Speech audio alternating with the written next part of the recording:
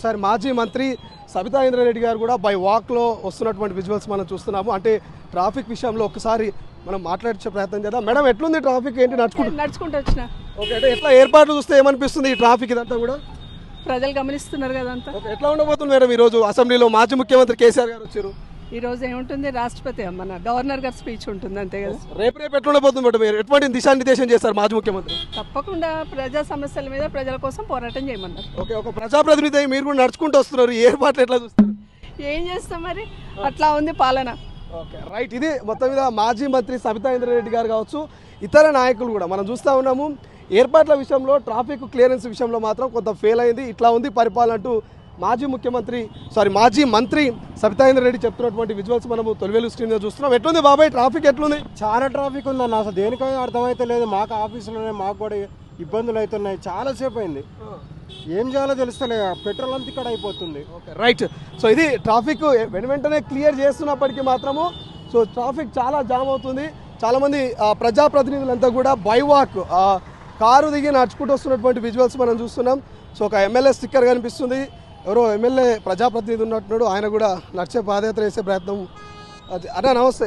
ఏంది ట్రాఫిక్? ఏంది ఇట్లుంది? మంచిగా ఉంది కదా, మేము వస్తున్నాం. మా ముందే సబితేంద్రారెడ్డి గారు ఫోటో కోసం దిగిపోయారు. మరి దాని మీద బై వాక్లో నడుచుకుంటూ వచ్చి కనీసం ఏర్పాటు కూడా చేయలేనంటారు సబితా ఇంద్రారెడ్డి గారు. వాళ్ళ బండి వెనకాలనే అది ఉంది, మరి నేను బండిలోనే పోతున్నా కదా.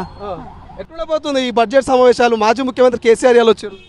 ఎవరు వచ్చినా ప్రభుత్వం చేసినటువంటి ప్రగతికి నిదర్శనంగా ఈ బడ్జెట్ ఉండబోతుంది. ఫ్యూచర్ సిటీ రైజింగ్ తెలంగాణ అనేటువంటి కాన్సెప్ట్తో ఈ బడ్జెట్ ఉండబోతుంది. అద్భుతమైన బడ్జెట్ ప్రవేశపెట్టబోతుంది. రైట్. ఇది వేముల వీరేశం చెప్తున్నారు, ఎమ్మెల్యే. సో బడ్జెట్కి సంబంధించి పూర్తి స్థాయిలో అభివృద్ధి సంక్షేమ పథకాలకు మొదటి పీట వేయబోతుంది. సో బడ్జెట్ కూడా ఎలిగేషన్ చేయబోతున్నామంటూ చెప్తున్నటువంటి పరిస్థితి. మొదటి రోజు కాబట్టి కొంత ఏర్పాట్ల విషయం కావచ్చు, అటు మంత్రి సబితా ఇంద్రారెడ్డి కూడా నడుచుకుంటూ ఆమె వచ్చి మళ్ళీ కార్యక్రమటువంటి విజువల్స్ మనం చూసాము. సో పోలీసులు మాత్రం ట్రాఫిక్ని వెంటనే క్లియర్ చేస్తూనే ఉన్నారు. ఇక్కడ నుంచి అసెంబ్లీ రవీంద్ర భారతి, ఎగ్జాక్ట్లీ చెప్పాలంటే రవీంద్ర భారతి నుంచి కూడా నాంపల్లి వరకు మనకు పూర్తిగా మొత్తం ఎక్కడికక్కడ వెహికల్స్ అయితే జామ్ అయినటువంటి విజువల్స్ మనం చూస్తున్నాం. పోలీసులు సో ఎప్పటికప్పుడు క్లియర్ చేస్తూనే ఉన్నారు. అయినప్పటికీ కూడా ఇంకా ట్రాఫిక్ మాత్రము అట్లాగే స్టక్ అవుతున్నటువంటి విజువల్స్ మనం చూస్తున్నాము. సో ఒకసారి ఎంఐఎం పార్టీకి సంబంధించినటువంటి నాయకులు కూడా వెళ్తున్నటువంటి విజువల్స్ మనం చూస్తున్నాము. ఇప్పుడు ప్రత్యేకంగా ప్రజాప్రతినిధులకు వన్ సైడ్ నుంచి ప్రజాప్రతినిధులందరినీ కూడా అసెంబ్లీకి ఎవరైతే అటెండ్ అవుతున్నారో వాళ్ళని పంపిస్తున్నారు. రైట్ సైడ్ నుంచి కూడా మొత్తం ఇతర నార్మల్ పీపుల్స్ని, ఆర్డినరీ పీపుల్స్ని పంపించేటువంటి ప్రయత్నం చేస్తున్నట్టయితే మనకు తెలుస్తుంది. సో విజువల్స్ మనం చూస్తున్నాం. అలా ఎట్లుండబోతుంది అలా సమాచారం? బాగుంటుంది. వాడి వేడిగా జరిగే అవకాశాలు ఉన్నాయి. బడ్జెట్ సమావేశాలు తప్పకుండా. ఎట్లా మాజీ ముఖ్యమంత్రి కేసీఆర్ అడుగుపెట్టిండు, సరితూగే వ్యక్తులు ఉన్నారా కాంగ్రెస్ పార్టీలో? ఆయన పెద్ద తురుమానండి, మేము లేమా? ఆయనకి సరితూగే వ్యక్తులేంది.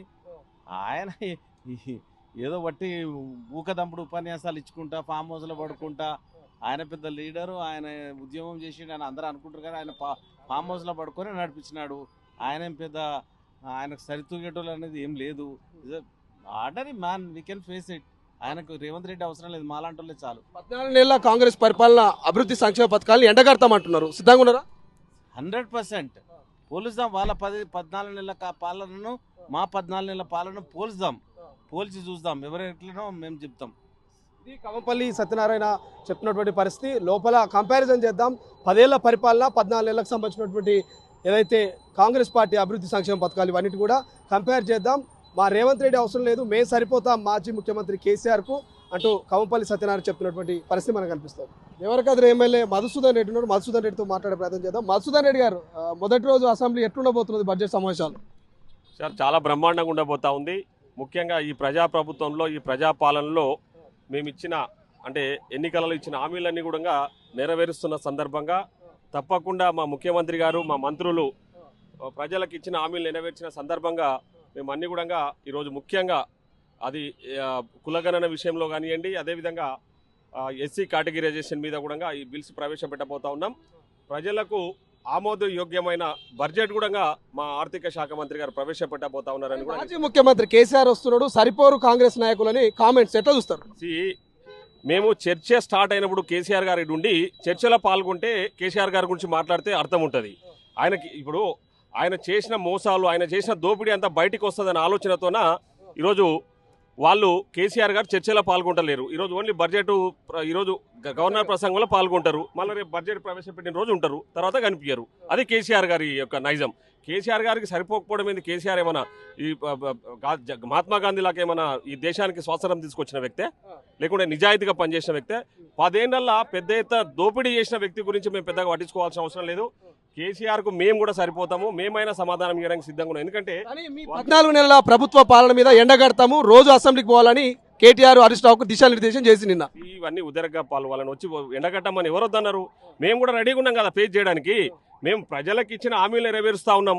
మేము ఇచ్చిన మాట నిలబెట్టుకొని బాధ్యతగా మేము అసెంబ్లీ సమావేశాలు వాళ్ళలాక ఏదో 17 రోజులు నడుపుతలేము.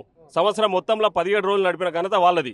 కానీ ఈరోజు సమావేశ పరిస్థితి మేము షెడ్యూల్ ఇచ్చి ఏ షెడ్యూల్ ప్రకారం అయితే ఆ షెడ్యూల్ ప్రకారము సభ వాయిదా పడకుండా వాళ్ళని వాడు ఎన్ని ఇబ్బందులు పెట్టినా, సభలో అమర్యాదగా బిహేవ్ చేసిన బీఆర్ఎస్ నాయకులను వాళ్ళను ముఖ్యంగా సస్పెండ్ చేయకుండా వాళ్ళని సభలో కూర్చోబెట్టి వాళ్ళు ఎండగడతా ఉన్నాం. వాళ్ళు చేసిన తప్పులని కూడా ఎత్తు చూపుతా ఉన్నాం. శ్వేతపత్రాలు కూడా పెట్టిన విషయం మీకు అందరు కూడా తెలుసు. డొల్లా బడ్జెట్, కాంగ్రెస్ బడ్జెట్, ఈ బడ్జెట్ అంటారు వాస్తవేనా? ఇది ప్రజలకు నచ్చిన బడ్జెట్, ప్రజలు మెచ్చే బడ్జెట్ పెడతా ఉన్నాం. వాళ్ళలాగా నిధుల కేటాయింపులలో దుర్వినియోగం చేసిన వ్యక్తులం కాదు. ఏ దానికి ఆ దానికి బడ్జెట్ కేటాయింపులు చేసి ఈరోజు ఖర్చు చేసినాము. ఆ విషయాలను కూడా చెప్తాము. రేపు ప్రవేశపెట్టబోయే బడ్జెట్ కూడా తెలంగాణ ప్రజల 4 కోట్ల తెలంగాణ ప్రజలకు ఆమోదయోగ్యంగా ఉండబోతా ఉందని కూడా ఈ సందర్భంగా తెలియజేస్తాను. ఇది మధుసూదన్ రెడ్డి క్లియర్ చెప్తా ఉన్నారు. సో బడ్జెట్ తెలంగాణ ప్రజల కోసం పెట్టబోతా ఉన్నాము. గత 10 ఏళ్ల పాటు కేసీఆర్ చేసినటువంటి పరిపాలన కావచ్చు, దానికి సంబంధించిన అన్ని అంశాల గురించి కేవలం 2 రోజులు మాజీ ముఖ్యమంత్రి కేసీఆర్ అసెంబ్లీలోకి రావడం కాదు, సో రెగ్యులర్గా అసెంబ్లీకి అటెండ్ కావాలి. సో గతంలో 17 రోజులు మాత్రమే సంవత్సరానికి అసెంబ్లీ నడిపినటువంటి మీరు మాట్లాడడం సరికానట్టు కూడా చెప్తున్నటువంటి పరిస్థితి మనకు కనిపిస్తుంది. ఎమ్మెల్సీ గోరెడ్డి వెంకన్న కూడా పోతున్నటువంటి విజువల్స్ మనం స్క్రీన్ మీద చూస్తున్నాము. సో అట్లా వరుసగా ఆ ఎమ్మెల్యేలంతా కూడా సో భవిష్యత్తు బడ్జెట్కి సంబంధించి వాళ్ళు క్లియర్గా ఒక డేటాతో వస్తున్నట్టు తెలుస్తోంది. సో బట్ ఏదేమైనప్పటికీ కూడా సో బడ్జెట్ మీద భారీ అంచనాలు కనబడతా ఉన్నాయి. 3.10 లక్షల బడ్జెట్, 3.10 లక్షల కోట్ల బడ్జెట్ ఈసారి పెట్టనున్నట్టు తెలుస్తోంది. మరి ఈ బడ్జెట్ మీద ఇప్పటికే జిహెచ్ఎంసీ కావచ్చు, ఇతరితర అన్ని పార్టీ అన్ని విద్యారంగం కావచ్చు, అటు వైద్య రంగం కావచ్చు, అన్నీ కూడా భారీ స్థాయిలోనే కేటాయిస్తున్నటువంటి నమ్మకాన్ని పెట్టుకున్నటువంటి అంశం మనకు కనిపిస్తుంది. సో ఒకసారి యశస్విని రెడ్డి గారు మాట్లాడే ప్రయత్నం చేద్దాం. సో ఎమ్మెల్యే యశస్విని రెడ్డి గారు మాట్లాడే ప్రయత్నం చేద్దాం. మేడం, సో పాలకుర్తి ఎమ్మెల్యే యశస్విని రెడ్డి గారు కూడా మనకు ప్రస్తుతం ఇక్కడ కనిపిస్తున్నటువంటి విజువల్స్ మనం చూస్తూ ఉన్నాము. సో యశస్విని రెడ్డి గారు విజువల్స్ మనం చూస్తూ ఉన్నాం. అసెంబ్లీకి సంబంధించి ఇవాళ ఎమ్మెల్యేలంతా కూడా క్యూ కడతా ఉన్నారు మొదటి రోజుకి సంబంధించి.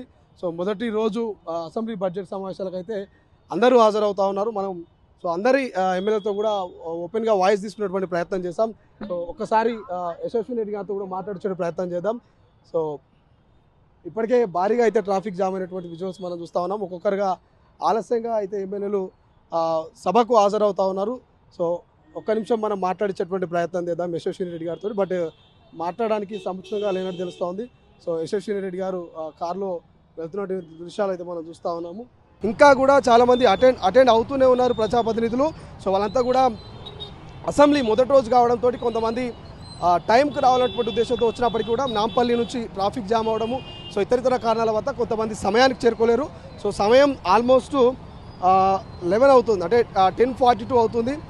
10కి అసెంబ్లీ స్టార్ట్ అయినప్పటికీ కూడా 10:42 అంటే ఒక 30 నుంచి 40 మినిట్స్ అసెంబ్లీకి అటెండ్ కావడానికి కొంత ఆలస్యం అనేటైతే మనకు తెలుస్తోంది. సో మనం చూస్తూ ఉన్న విజువల్స్లో ఇంకొంతమంది ప్రజాప్రతినిధులు ఎవరైనా వస్తే వాళ్ళతో కూడా మనం మాట్లాడించే ప్రయత్నం చేద్దాం. బట్ ఏదేమైనప్పటికీ మాత్రం ఏర్పాట్ల విషయంలో ముందు ట్రాఫిక్ విషయంలో మాత్రం కొంత సామాన్యులకు ఇబ్బందులు పెడతా ఉన్నారు. ఓవైపు మండు టెండలు, ఇంకోవైపు అసెంబ్లీ సమావేశాలు. ఈ సందర్భంలో ఆఫీసులకి, కాలేజీలకి, ఇతర డ్యూటీలకు వెళ్ళేటువంటి సామాన్యులు మాత్రం ఇబ్బందులు పడుతున్నామంటూ చెప్తున్నటువంటి పరిస్థితి మనకు కనిపిస్తుంది. కెమెరా పర్సన్ అజార్తో శ్రీశైలం, తొలి వెలుగు, అసెంబ్లీ. ప్రపంచంలో ఏ మూల ఏ క్షణం ఏం జరుగుతుందో వేగంగా తెలుసుకోవడానికి తొలి వెలుగు వాట్సాప్ ఛానల్ని ఫాలో చేయండి.